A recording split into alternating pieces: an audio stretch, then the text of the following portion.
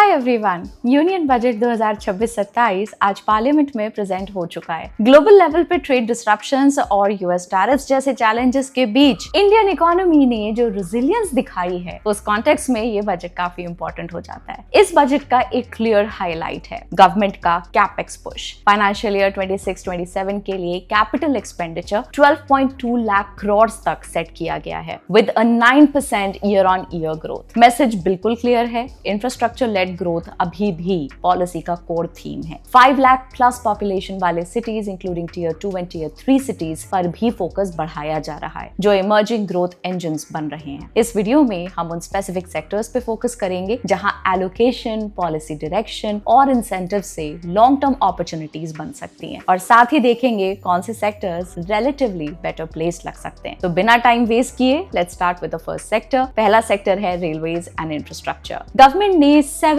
High speed railway corridors announce किए हैं, जिनको ग्रोथ कॉरिडोर्स बोला जा रहा है, जैसे मुंबई पुणे, पुणे हैदराबाद, हैदराबाद बेंगलुरु एंड मोर। इसके साथ साथ 20 national waterways, coastal cargo push, ship repair ecosystem और 10,000 करोड़ कंटेनर मैन्युफैक्चरिंग स्कीम भी अनाउंस करी गई है। ये पूरा कॉम्बो एक ही स्टोरी बताता है, इंडिया के लॉजिस्टिक्स कॉस्ट को स्ट्रक्चरली रिड्यूस करना। इंडस्ट्रियल साइड पे भी एक स्ट्रॉन्ग एंगल है। गवर्नमेंट ने 20,000 करोड़ का 5 ईयर आउटले अनाउंस किया है कार्बन कैपिटल यूटिलाइजेशन के लिए पावर, स्टील, सीमेंट, रिफाइनरीज और केमिकल सेक्टर में। अब बात करते हैं स्टॉक्स की। इनमें लार्सन एंड ट्यूब्रो, रेलवे विकास निगम और जुपिटर वैगन्स जैसे कई नाम हैं जो पोटेंशियल बेनिफिशियरीज बन सकते हैं। इनको आप इस टेबल में देख सकते हैं। नेक्स्ट सेक्टर है इलेक्ट्रॉनिक्स एंड सेमीकंडक्टर्स। फोकस सिर्फ असेंबली तक नहीं बल्कि फुल इलेक्ट्रॉनिक्स इकोसिस्टम बिल्ड करने का सिग्नल दिया गया है। सबसे बड़ा अनाउंसमेंट है इंडिया सेमीकंडक्टर मिशन ISM 2.0। इसका स्कोप अब आगे बढ़कर equipment and material, full stack Indian IP और चिप डिजाइन और industry led R&D plus skill development तक एक्सटेंड किया गया है। मतलब लॉन्ग टर्म फोकस स्ट्रैटेजी बनाने का अटेम्प्ट है। साथ ही इलेक्ट्रॉनिक्स कंपोनेंट्स मैन्युफैक्चरिंग स्कीम यानी कि ECMS का आउटले 22,919 करोड़ से बढ़ाकर 40,000 करोड़ प्रपोज किया गया है। अब कौन से स्टॉक्स डायरेक्टली बेनिफिट ले सकते हैं? यहाँ डिक्सन टेक्नोलॉजीज, केन्स टेक्नोलॉजी जैसे कुछ पोटेंशियल नेम्स हैं, जिनके नाम आप इस टेबल में देख सकते हैं। अगला सेक्टर है बायोफार्मा। इस साल बायोफार्मा शक्ति, जिसके लिए गवर्नमेंट ने 10,000 करोड़ का आउटले प्रपोज किया है अगले 5 साल के लिए। ये मूव इसलिए क्रिटिकल है क्योंकि अब तक हमारा फोकस मेजरली जेनेरिक मेडिसिन पे था। इंडियन फार्मा इंडस्ट्री को अब वॉल्यूम ड्रिवन गेम से वैल्यू ड्रिवन गेम की तरफ शिफ्ट हो रही है। लेकिन इकोनॉमिक सर्वे 2025-26 के हिसाब से इंडियन फार्मा इंडस्ट्री अब वॉल्यूम ड्रिवन गेम से वैल्यू ड्रिवन गेम की तरफ शिफ्ट हो रही है। इस मिशन के तहत 3 नए national institute of pharmaceutical education and research which is NIPER establish किए जाएंगे और 7 को अपग्रेड किया जाएगा। साथ ही 1000 एक्रेडिटेड क्लिनिकल ट्रायल साइट्स का नेटवर्क बनाया जाएगा, जो मेडिसिन को मार्केट तक लाने से पहले टेस्टिंग के लिए जरूरी होगा। अगर लास्ट ईयर को देखें तो गवर्नमेंट का focus imported active pharmaceutical ingredients यानी कि APIs, की स्टार्टिंग मटेरियल्स यानी कि KSMs और drug intermediates which is DIs पे डिपेंडेंस कम करने पर था। इसी ऑब्जेक्टिव के साथ बल्क ड्रग्स के लिए PLI स्कीम लॉन्च की गई, जिसके थ्रू सितंबर 2025 तक लगभग 4,763 CR का इन्वेस्टमेंट किया गया था। साथ ही गुजरात,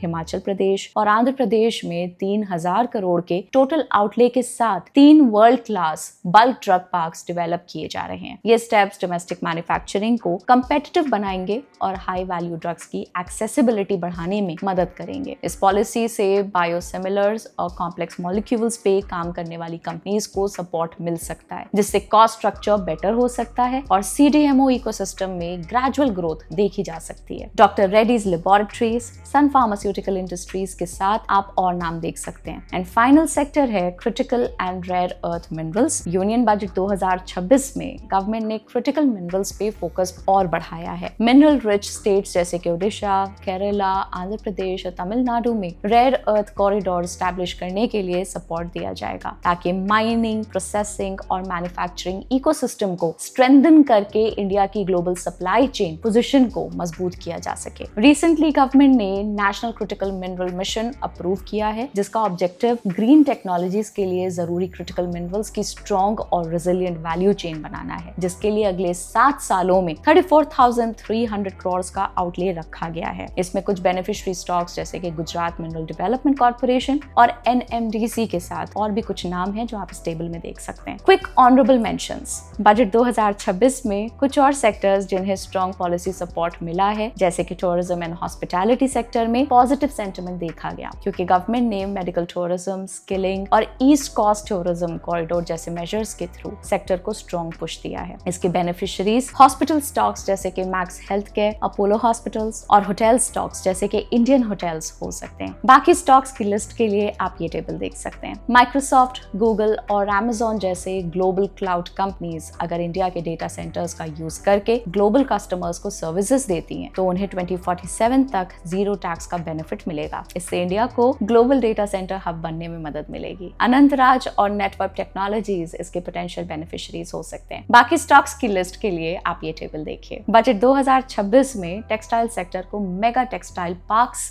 और इंटीग्रेटेड सपोर्ट स्कीम्स का बूस्ट दिया गया है, जिससे इंडस्ट्री का इंफ्रास्ट्रक्चर स्ट्रॉन्ग होगा और एम्प्लॉयमेंट और एक्सपोर्ट्स दोनों में ग्रोथ देखने को मिल सकती है। टेक्सटाइल स्टॉक्स जैसे कि KPR मिल और पर्ल ग्लोबल बेनिफिशरीज हो सकते हैं। बाकी स्टॉक्स के लिए आप ये टेबल देखिए। ये था हमारा बजट स्टॉक कवरेज। हमने डिस्क्रिप्शन में सेक्टर वाइज स्टॉक्स की लिस्ट भी ऐड करी है, please check that out too. Comments में बताइए आपको कौन सा सेक्टर ज़्यादा प्रॉमिसिंग लग रहा है और कौन से स्टॉक नेम्स आप ट्रैक कर रहे हैं। और हाँ, एक क्विक डिस्क्लेमर, ये कोई रिकमेंडेशन नहीं है, सिर्फ पॉसिबल बेनिफिशरीज की लिस्ट है। तब तक safe investing and happy investing. I see you in the next one. Bye bye.